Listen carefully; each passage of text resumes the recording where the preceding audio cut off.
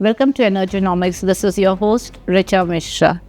A refiner to the core is how A.S. Sahney, chairman of India's biggest refiner cum retailer, Indian Oil Corporation, is defined by the oil world. His colleagues call him a go-getter, a man with set ideas and big insights. It is our honor and pleasure to have Mr. Sahney with us on the 25th episode of Energonomics. What are the challenges which still remain? Geopolitics is a challenge because we, as you know, we are dependent around 87% or 86% of our crude basket is coming from abroad. It is being imported, and this is growing. That is the biggest challenge and opportunity. Are branded fuels still existing? Yes, for me it is existing. XP100, that is there, very much there in the market. XP95, the petrol version of it, that is also in the market, and other in diesel also extra green is there in the market. We are there with the branded fuels. Do we see IOC going in for any greenfield refineries in coming years, or the brownfield, you'll be reinventing them? And do we see any overseas acquisitions happening? First thing, the greenfield refineries, as of now, it is not on the agenda. Only thing that is on the agenda today is the Chennai one. As of now, as we speak today, some of the opportunities are being evaluated. Can you please tell us what this sprint concept is? Sprint is an acronym for 6 things that we want to do.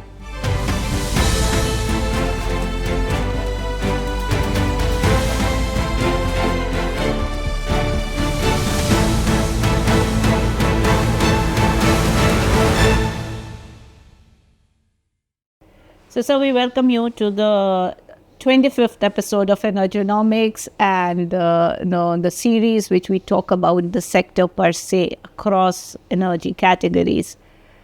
With you, the position which you are in, the whole world is looking at India right now as one of the big refinery hub which is moving forward.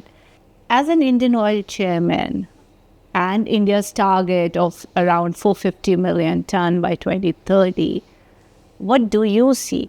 Do you see India is on the right track when we are talking about becoming a refinery hub? Thank you for inviting me to your podcast, and I'm happy that it is the 25th milestone. So yeah, I'm very lucky to be here. Regarding the refinery scenario, I'll say that today we are at around 254 odd million tons of refining capacity that India has.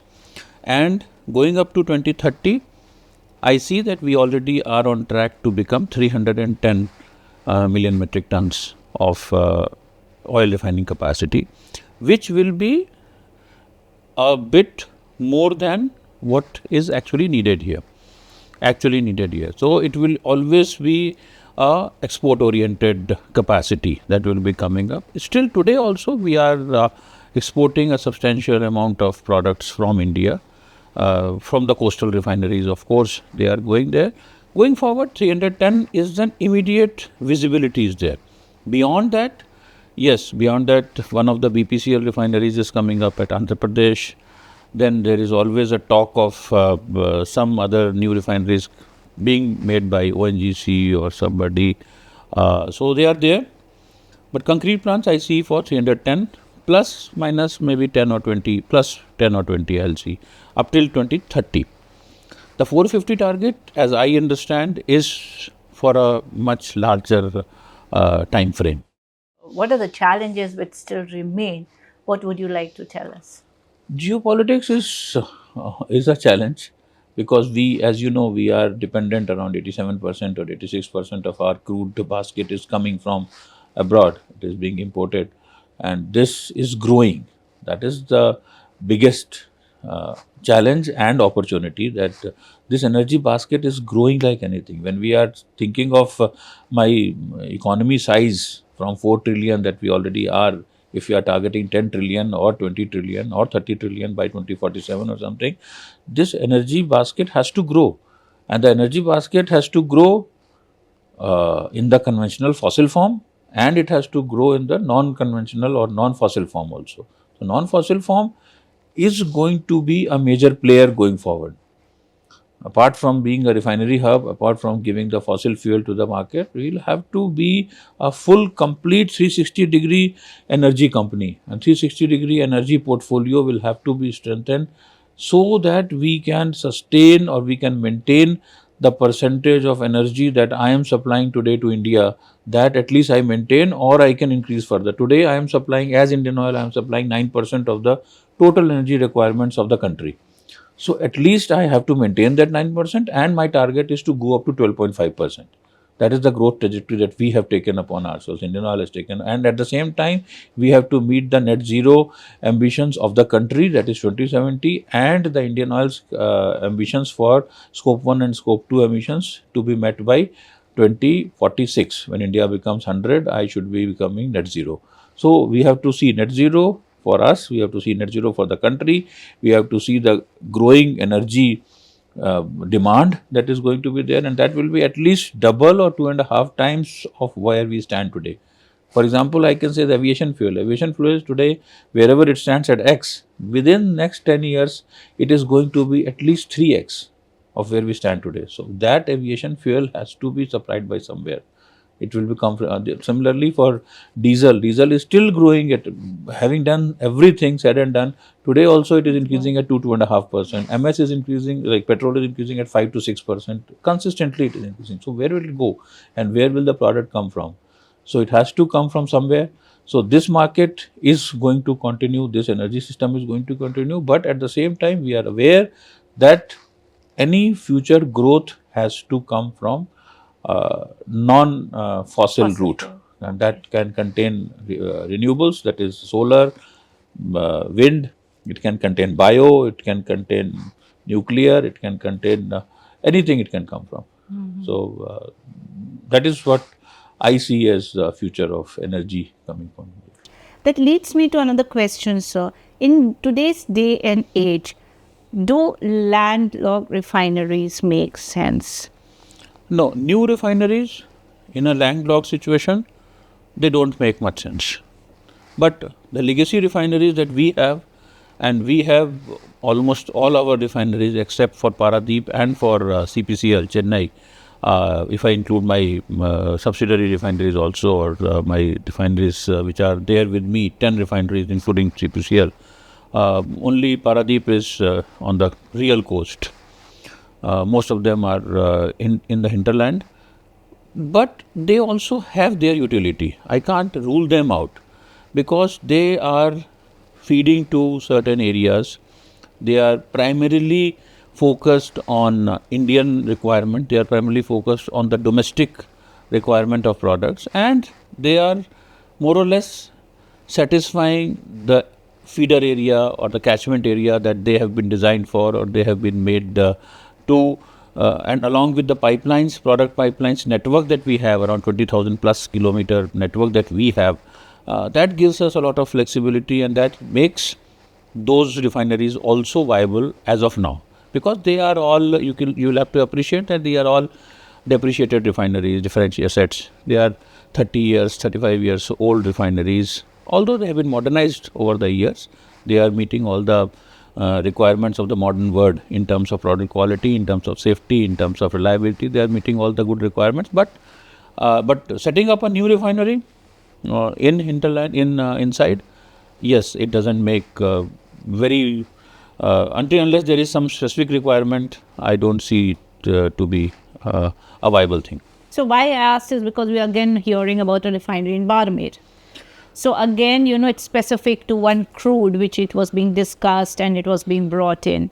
So that is why my question had come, and I'm rather glad that you clarified it. But sir, there's a supplement question to this. And since you mentioned Paradeep, you are also known as man of, petrochemicals.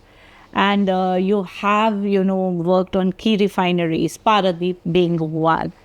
We have also seen the private refiners, one of the biggest private refiners, is changed the refinery to a petrochemical unit. So today's day and age, is it more sensible to have a petrochemical plant or a standalone refinery?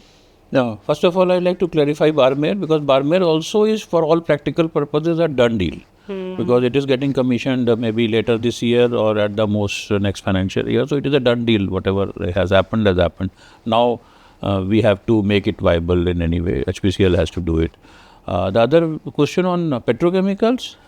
Today, standalone refineries also will not have much of viability going forward.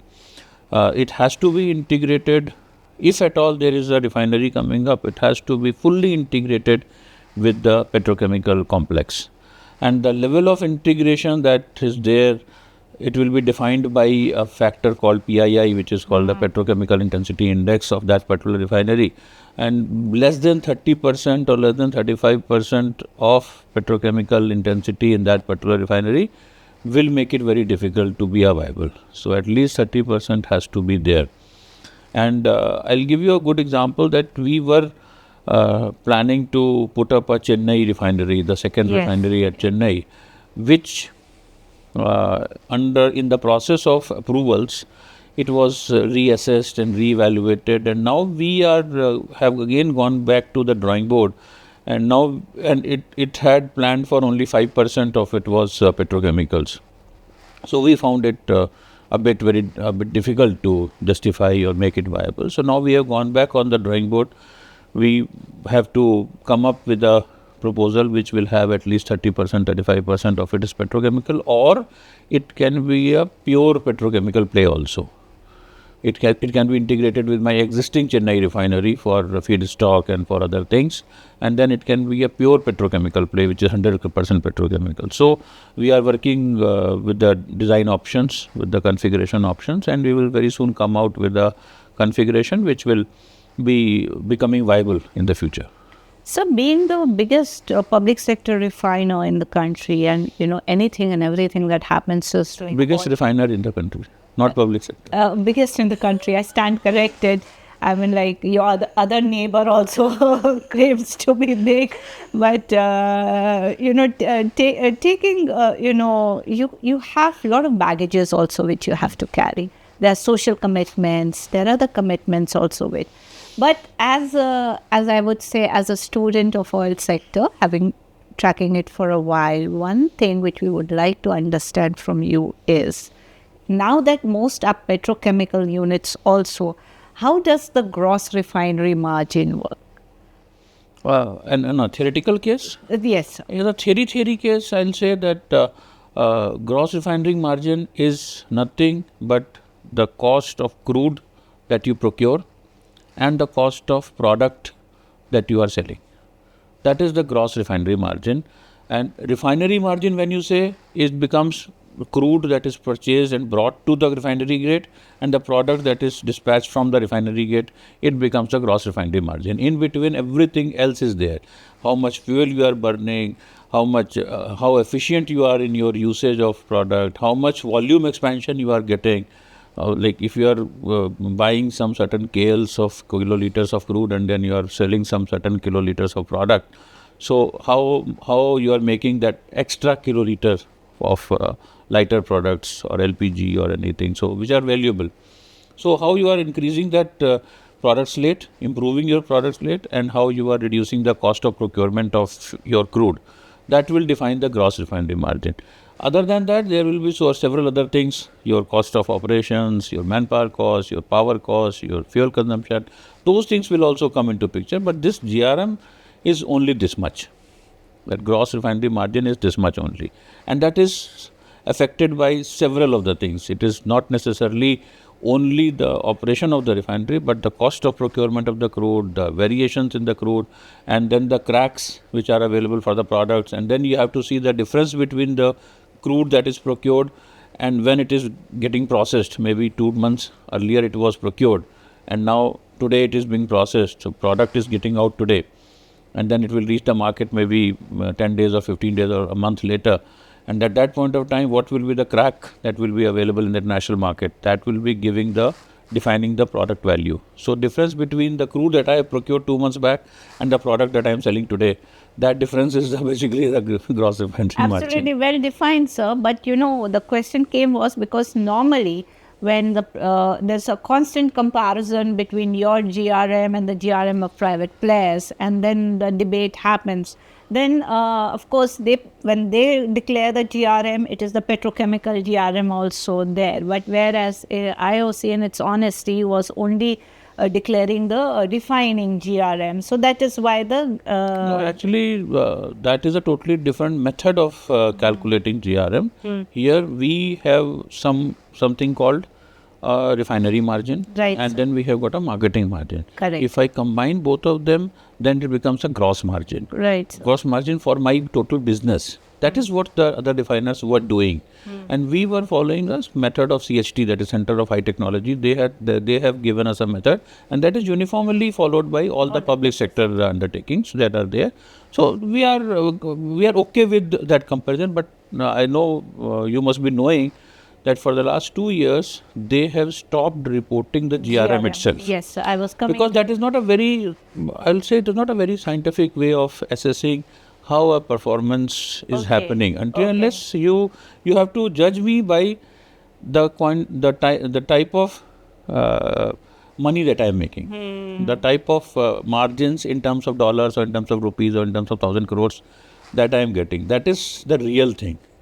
If I am giving you good returns based on operations, I am not saying that I have sold some land or I have sold some asset and then I am adding that money here. No, that is not the case. If that is kept aside, then if I am bringing some crude, I am selling some product and I am making money, that should be the criteria, I suppose. But it's okay. There has to be a benchmark. Right. It is a benchmark. Right. So I'm rather glad you have clarified this point also for us. Now, as oil reporters, when we go outside, step outside, the first question a man on the road asks us is, why, dam kab khate? So now I come to my next question is the retail pricing or the refinery gate price, as we call it. So what happens there, sir? Is it still existing or the dynamics have changed? No, it is still existing. That's what I told earlier also, that we have two types of margins. One is the refinery margin and the other one is the marketing margin. Correct. So whenever, that is the benefit that as oil marketing companies we have, that we can play with, or we are managing the show with either marketing margin or refinery margin, because both of them cannot go up and both of them cannot go down. So that is the advantage that we have, and we are doing a balancing act between these two. Coming to the basic time of when the prices will come down, that can't be predicted as of now. But as you have seen, the predictability of this market is the last thing that we are expecting it to happen, because in the last 2 years we have seen crude cross $90 also, and now it is 60. It came to 61. Now again within last 2 days it has gone up to 64 or 65 now. So we can't predict that. But at the same time, I'll say, with the policy that we have adopted, as mostly we take like OMCs, I'll take as an example, we have allowed the customer to have a consistent prices of fuel at the pumps. And in terms of LPG, the costs have been maintained to near normal or near consistent, and that has not disturbed the overall economy. Because can you imagine today, if I am at 65 and if I am able to say bring down some cost by some rupees, and then when it goes to 90 again I have to increase the cost to 120 rupees of petrol or 130 rupees of diesel, it will disturb the whole economy.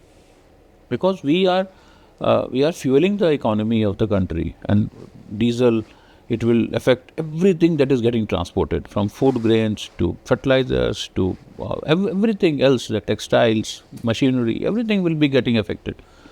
Similarly with MS, the whole economy is getting affected because of if petrol price is changing, LPG, households will be disturbed. So we are trying to maintain sanity, so that these kind of variations, the end consumer, the end customer is sort of getting insulated, or sort of getting comfort that his cost at the pump will not be too high or too low. So you're also known as a man who's been focused on research and development and innovations, and you've really been. I mean, you are an old hand IOCN. You've like Yes. through your career. So now, what I wanted to understand from you was so that before I move to other cleaner fuel, which we are talking about, are branded fuels still existing? Yes. For me, it is existing because we are probably the only one who are at scale. I'll say that who is giving you the 100 octane, that XP100, that is there very much there in the market. XP95, the petrol version of it, that is also in the market, and other in diesel also extra green is there in the market. We are there with the branded fuels. And we are promoting branded fuels in a very liberal manner and very aggressive manner, because it is giving you quality of product. That is, it is giving you better mileage. It is giving you lesser emissions, and it is giving you a better drivability of the car. So we are there, and we are committed to promoting these branded fuels.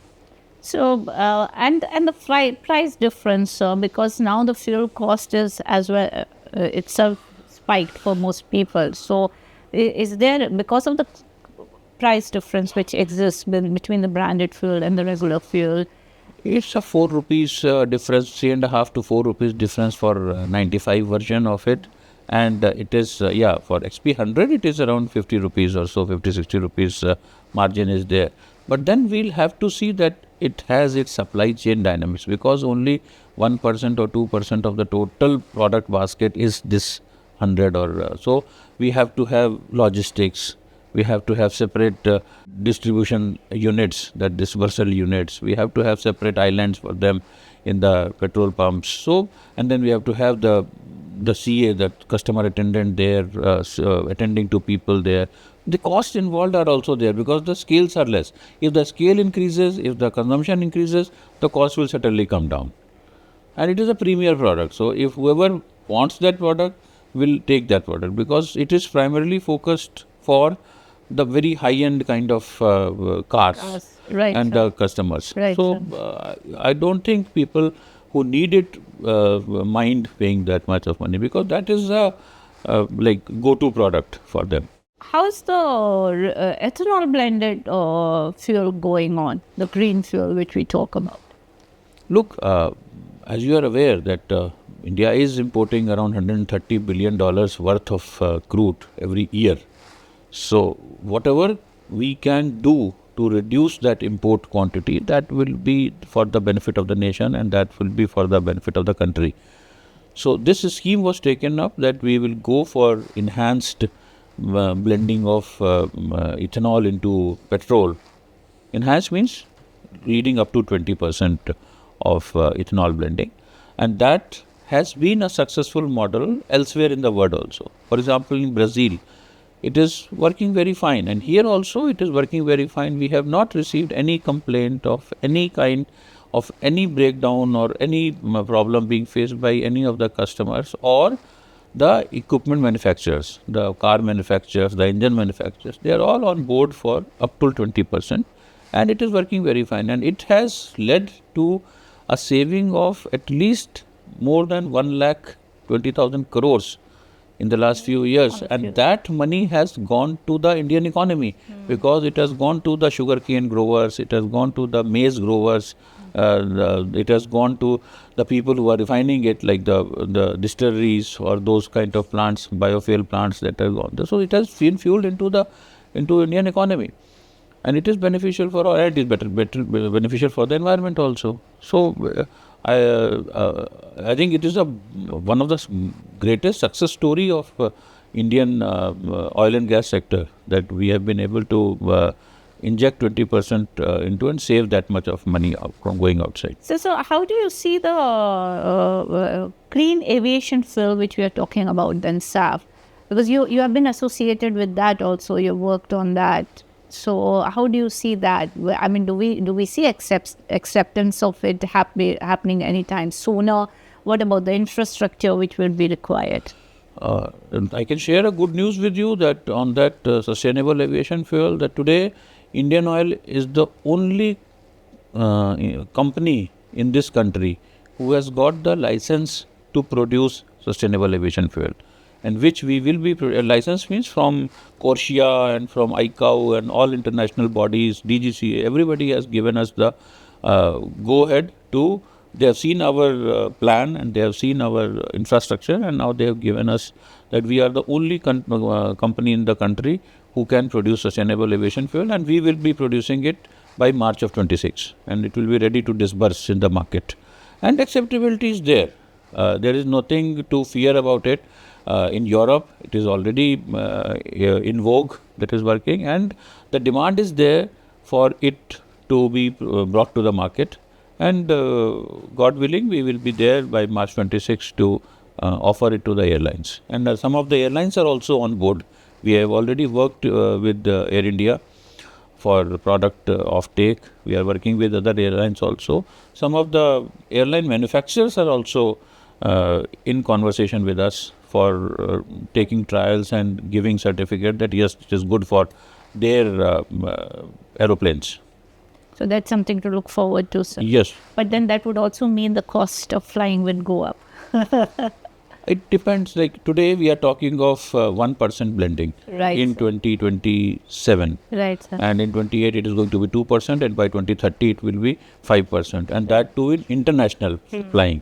So, international flying, 5% by 2030, 5 years down the line, I don't think it is going to be a very big ask. And then it will be driven by mandate. The Right, sir. mandate is already there that you have to have, the airlines are mandated to reduce the emissions that they are doing in the environment. So they need this kind of, and if it is mandated, it has to come.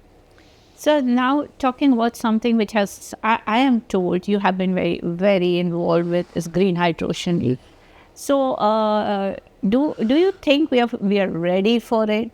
Because we see we're talking ethanol, we are talking CBG, now we're talking green hydrogen. So we're talking so many things, but where exactly is everything leading? Correction. We are not talking. We are doing At it. least we are doing. Okay.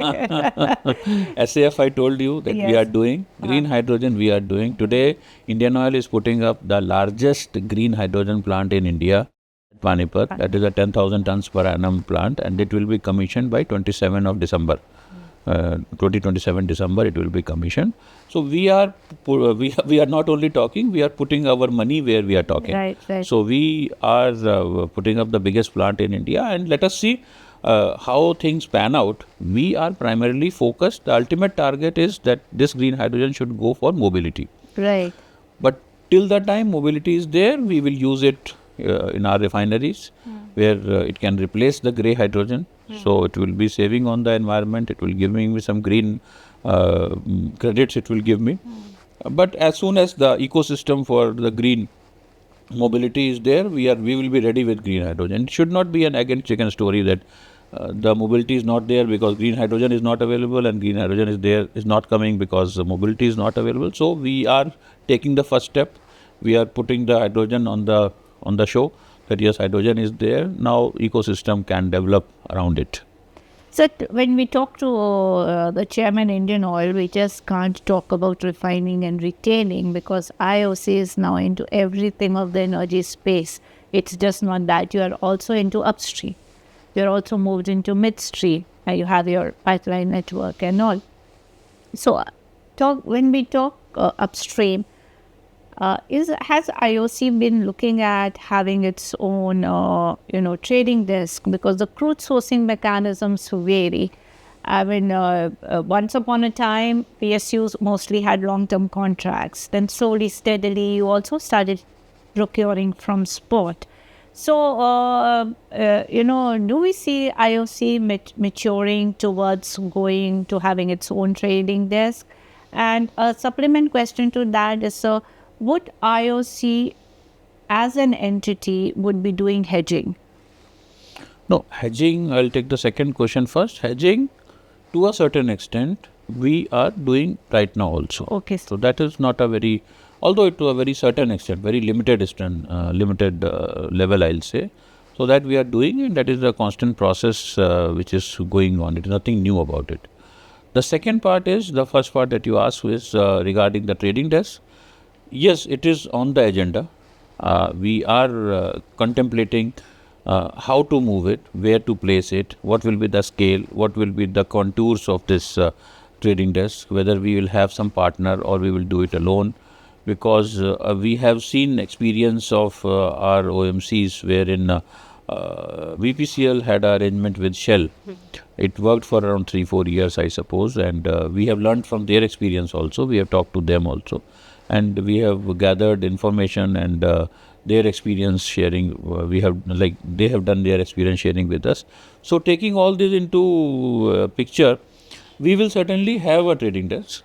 What will be the contours, what will be the location, what will be the span of it, what will be the appetite of that entity, or the trading desk, or how much leverage I can give it to the trading desk to go out and do the trading in the market. Those things have to be worked out. But yes, it is on the agenda. It will be done in maybe several coming months or so. Do we see IOC going in for any greenfield refineries in coming years, or the brownfield, you'll be reinventing them? And do we see any overseas acquisitions happening? First thing, the greenfield refineries, as of now, it is not on the agenda. Only thing that is on the agenda today is the Chennai one. We'll have to rework that and see what comes out of it. That is the only thing that is as of now on the agenda. But in future, as you said, that 400 million or 450 million, if that is the target and if we have to go towards that, then maybe in the future, you never know. But today it's not there. That is one. The second part is you asked about the acquisitions overseas. Those are always being evaluated. We have evaluated certain acquisition candidates in recent months, maybe as recent as maybe last 7-8 months. We have evaluated. It has not worked out till now, but for that also, because we are trying to go more and more towards inorganic growth, because the kind of growth trajectory that we are thinking, that we have taken upon ourselves, we have to go for some inorganic things, and for that we have already set up a dedicated M&A cell that is working right now within Indian Oil, and that is a dedicated group of people who are evaluating these opportunities which are there for inorganic growth, both in India and abroad, which are suitable. And as of now, as we speak today, some of the opportunities are being evaluated. So I recollect when you took office and all, everyone in Indian Oil was talking about something called sprint. Yes. So, I mean, to wrap it up, can you please tell us what this sprint concept is? Sprint is an acronym for 6 things that we want to do. The 6 things are, I'll say, think of the core, strengthen the core, go for customer centricity, and go for cost consciousness. These are the 3 C's: customer, cost, and core. These are the 3 things that we have to focus upon. And then there is technology. Then they have to be ready for transition, and we have to nurture the talent. These are the 3 T's: the talent, the technology, and the transition. So these 3 C's and 3 T's, they define the sprint. And this is a transformational project that we have started on 1st of April of this year. And this is a project which we are very focused upon, which we are very hopeful of, and which we are very ambitious upon, and which is being monitored and being implemented with a lot of energy and lot of vigor. And 6 months have passed till now. The 2 quarters have passed till now, and we have got certain green shoots which are giving me a lot of satisfaction that this sprint culture is catching up all across Indian Oil.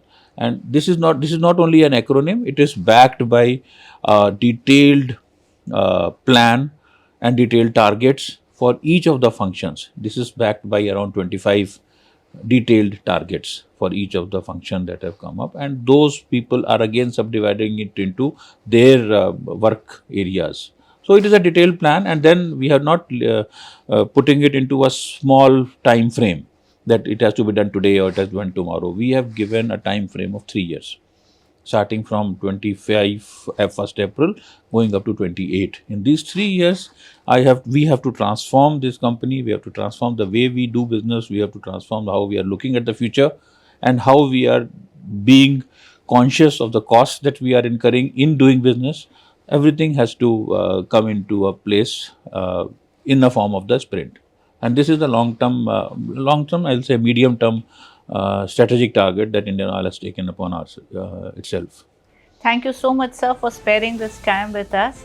And clearly, the road ahead is very challenging, and we'll also follow the sprint concept which Indian Oil itself has adopted.